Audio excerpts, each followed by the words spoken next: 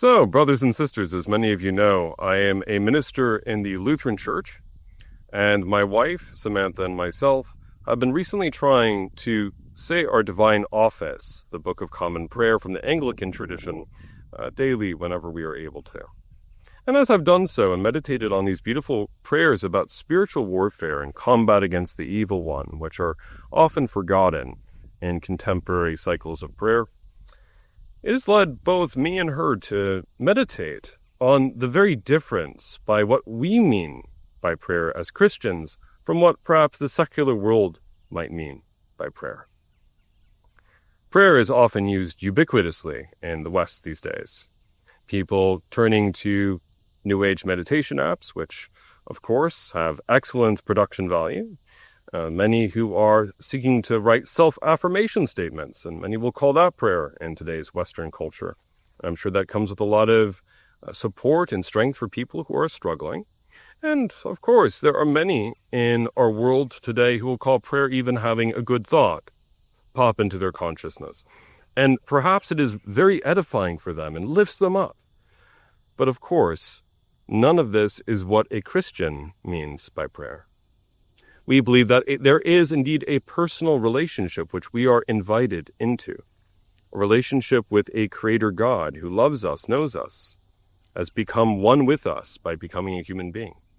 We believe that in that relationship there is a solemn covenant that has been formed between us and God, a covenant that we cannot possibly keep by our own merits or efforts alone, only by God's favor or grace, but at the same time calling for real responsibility.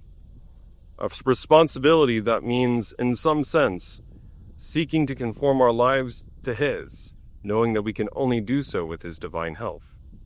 And certainly we recognize that because we are wounded, all of humanity is from our fall, in light of our first parent Adam, there is an inevitable temptation to move away from the perfect divine will of our Creator, Jesus Christ, and instead to turn to our own will, our own devices, and our own way.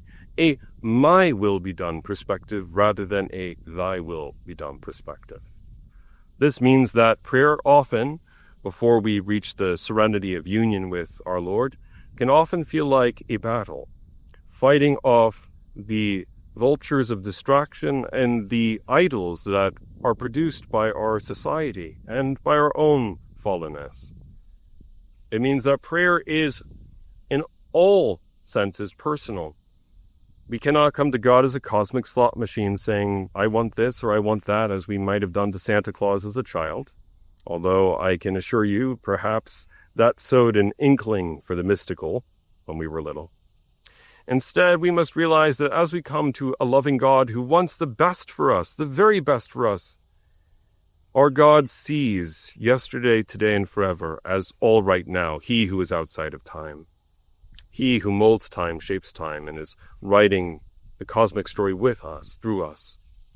And so it is, His ways will always be better than our own, and when we come to God and come with our genuine requests, to one who can aid us and will aid us in time, according to His will and way, it is according to His will and His way, and not our own. Jesus Himself, God the Son, encounters this in the Garden of Gethsemane. When in the garden He, filled with angst at the coming cross, which He knows is inevitable, still says to the Father, Abba, if you are willing, let this cup pass from me, but not as I will, but as you will. The name Israel is he who wrestles with God.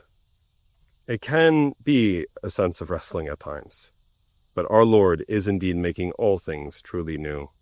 So I pray that the newness fills us with hope and courage, as our Lord refreshes us with the gifts of His abiding presence. Even when we go through the dark night, when perhaps there is an absence of emotional sense of presence, we can still recognize that, as with any earthly relationship, even as we sense highs and lows, our beloved God, our Creator God, our crucified and risen God is always there. He has said, I will never leave you, nor will I forsake you. In the name of the Father, and of the Son, and of the Holy Spirit. Amen.